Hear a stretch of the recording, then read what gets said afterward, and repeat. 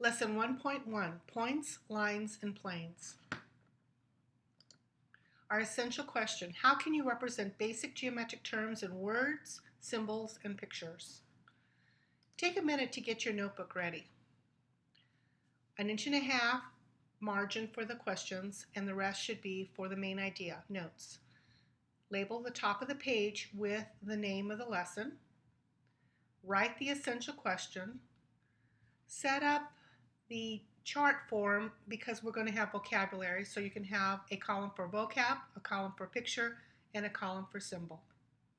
At the bottom of the page will be a spot for your summary. First vocabulary word is a point. Here is the picture of a point. This is the symbol for a point, or you can say point A.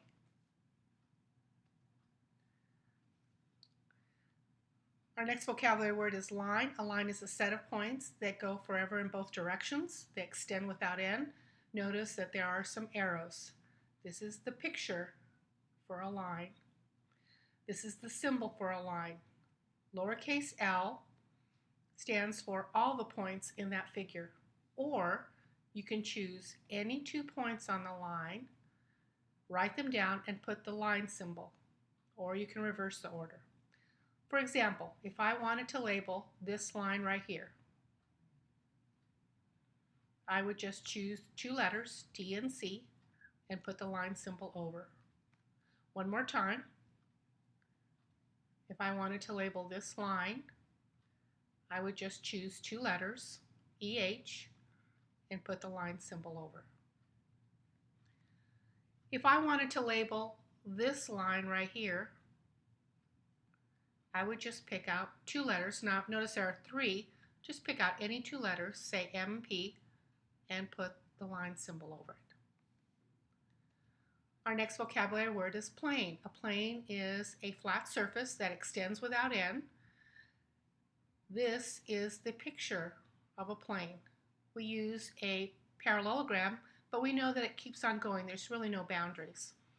We can label it by a script letter and call it plane M, or we can pick 3 points that are not on the same line and label it by those 3 points. Collinear points are points that lie in the same line. For example, in this line right here, we have point P, point M, and point Q. They are what we call collinear points. Coplanar points are points that lie in the same plane. Let's talk about this plane right here. It extends without end. Pick out any 3 points as long as they're not in the same line. So I can call it plane D, C, G. You have other options as well. Let's practice. Give 2 other names for line PQ. Here's line PQ right here. I could label it line N, or I could just reverse the letters QP and put the line symbol over it. Now let's talk about labeling plane R in 2 other ways. Plane R is this flat surface. As long as I pick 3 points that are not all on the same line, then that'll be okay. So I can use that one.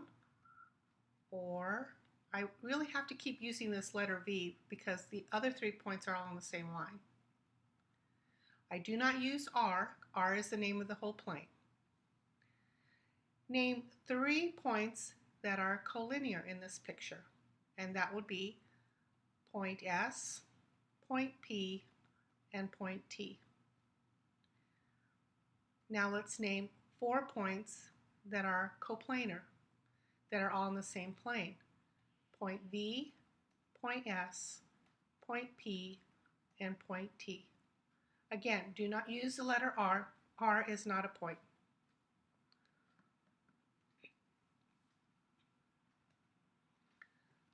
In this diagram, give 2 other names for line ST.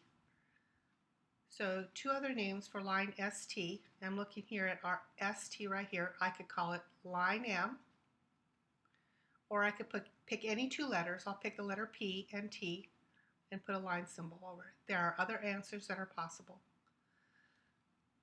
Name a point that is not coplanar with points Q, S, and T.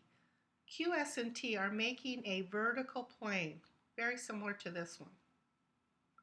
So we want to find a point that's not going to be in a plane that goes through these 3 points. And the answer will be point V. Point V will not be in that plane. Next vocabulary word is segment, or we can say line segment. This is the picture of a segment, and this is how we label it. And we say segment AB or segment BA. These are called endpoints. Our next vocabulary word is ray. This is a picture of a ray. Notice it has one endpoint and it goes on forever. Again, it's also part of a line, just like a segment is part of a line. In this case, for this ray, you always start off with the endpoint. That's always first. And then pick a letter in the direction of the ray. And then we put the ray symbol over it. For this particular ray, the endpoint is B, so you have to start with the letter B. And the rest of the points are going in this direction, so we say go in the A direction. So we say ray BA. Opposite rays. Ray CA and CB are opposite rays. Let's take a look at what they look like. Here's ray CA, and I'm going to change color. And here's ray CB. Notice that they share the same endpoint, and when you put them together, they make the whole line, and that's what makes opposite rays.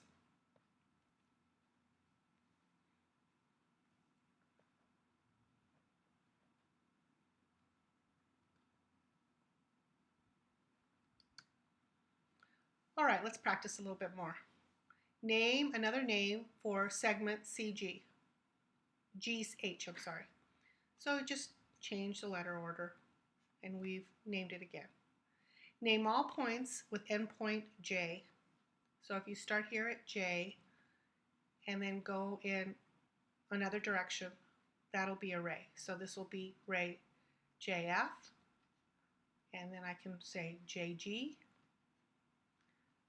JE, and JH. So those are the 4 rays that start with J. Which of these are opposite rays? Well, let's take a look at this. These 2 will be opposite rays because they share the same endpoint. They go in 2 different directions that make the whole line. So these 2 will be, these 2 will be opposite rays. And likewise, these 2 will be opposite rays. Let's continue. Give another name for segment KL. We can just switch the letter order, and that'll be the same name. Are ray KP and ray PK the same ray? So let's start at K and go in the P direction. Change color.